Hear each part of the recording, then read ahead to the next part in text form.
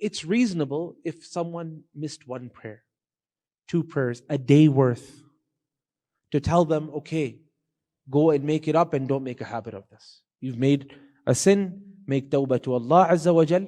How about someone who comes to us, he's a Muslim, but he hasn't prayed for the past 15 years. This person, how do we handle him? Do we tell him, make up 15 years of prayer? Personally, I think this is not reasonable. I don't think this is reasonable. There are literally, as I said, majority of the scholars, there are shuyukh who give the fatwa that go and make up 15 years of prayer. I don't think that's reasonable, because now you're trying to get this person to come back to Islam. You tell them, okay, unlike the average person, you have to do twice as much. You're going to turn a lot of people away from Islam.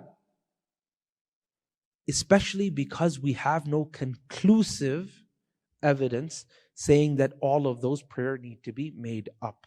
That's why I say that, it's very important that a person looks at the scenario as well when they're giving the fatwa. You have someone like this, they're coming back to Islam. It's an asset for them to come back to Islam. And we know that there's a generality of the hadith of the Prophet ﷺ where he said, "At-tawbatu tajubbu ma qablaha." That tawbah, that repentance ends up removing the sin of everything that is prior to it.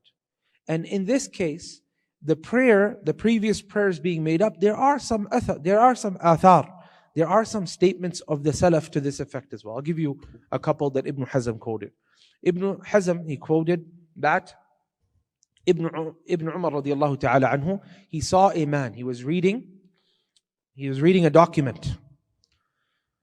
فَقَالَ لَهُ يَا هَذَا الْقَارِ. He said to him, O reader, someone is sitting around reading something, but he got occupied from prayer because of that book he was reading.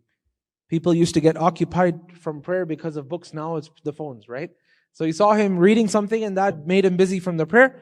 So Ibn Umar told him, he said that إِنَّهُ لَا صَلَاةَ لِمَنْ لَمْ يُصَلِّ الصَّلَاةَ لِوَقْتِهَا فَصَلِّ ثُمَّ قَرَأْ مَا بَدَى لَكَ. He said, there is no prayer. Meaning there's no prayer accepted. There is no prayer for the person who doesn't pray on time. What does this mean? Ibn Umar is saying that there's no such thing as making up a prayer you deliberately leave. And he said, so pray and then pick up the sahifa and read as much as you want. It's very similar to someone sitting on their sofa nowadays and using the phone, and they're like, oh, there's a little bit of time left, a little bit of time. Time completely exits and salah is finished. So Ibn Umar's athar would be applicable as well. Another one is that Umar ibn al-Khattab, as he was giving one of the sermons, he said that أَلَا وَإِنَّ الصَّلَاةَ لَهَا وَقْتٌ شَرَطَهُ اللَّهُ لَا تَصْلُحُ إِلَّا بِهِ. That there is a specific time that Allah has described for each prayer. This is a condition. Salah is not acceptable except within this time. All of this shows that if the salah has been deliberately kept or taken out of the time, then there is no way to make it up. Now, I'm not saying this is the better opinion or that is the better opinion. I'm saying this is the reasonable thing to say to a person who comes to Islam after 5, 10, 15, 17 years of being away from Islam. You tell him, make up all of those years, you're going to turn people away. And I've actually seen this as well. Sometimes people, they want to come back to Islam, but they say, this is too much. You tell them, okay, no problem. Make tawbah to Allah Azza wa Jal and fix your ways from here on and do as much good as you can, because you've been very neglectful.